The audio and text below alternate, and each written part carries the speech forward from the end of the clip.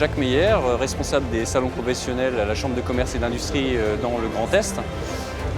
J'ai le grand plaisir d'être ici sur le salon du Bourget avec 25 entreprises sur un collectif régional. On est présent sur ce salon depuis 2011, donc pour une région comme le Grand Est, c'est un peu nouveau, contrairement à d'autres régions qui, elles, sont historiquement vraiment sur la filière aéronautique.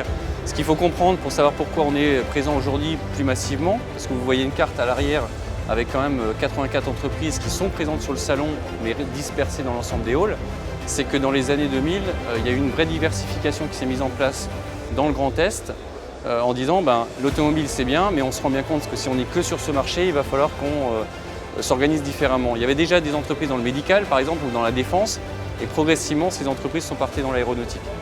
Donc c'est cette massification aujourd'hui que je peux vous présenter.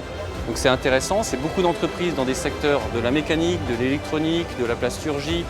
Donc c'est très vaste, ça peut être des produits semi-finis. Donc on est vraiment ici sur un pavillon où on va trouver des solutions au service de ceux qui vont demain faire des pièces d'avion avec les machines qui vont bien, les forêts qui vont bien, etc. Sur la région Grand Est, vous avez vu la carte à l'instant. On est depuis quelques années sur à peu près 200 entreprises qui travaillent dans l'aéronautique. Ça représente 11 000 emplois au total. Et il faut savoir que je peux vous dire qu'on crée actuellement 15 000 emplois par an en France dans l'aéronautique. Donc on est forcément impacté aussi dans le Grand Est par ce phénomène. Donc c'est très bien.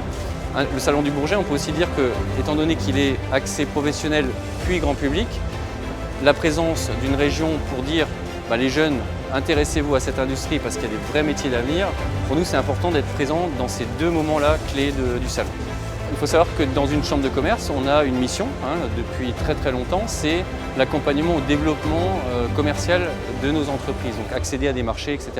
Moi, je suis donc, comme je vous le disais tout à l'heure, responsable salon, donc je fais aussi bien des salons dans l'agroalimentaire que dans le ferroviaire, que dans l'aéronautique.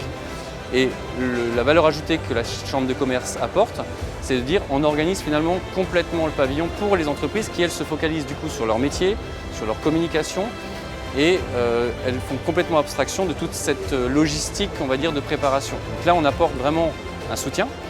On a également un partenaire très important, c'est la région Grand Est, qui, elle, soutient financièrement ces entreprises en disant on veut pousser l'industrie vers l'aéronautique, donc on va aider au niveau du prix du mètre carré et cet accompagnement se fait directement par la région. Et à côté de ça, on a aussi des associations, des clusters qui se montent.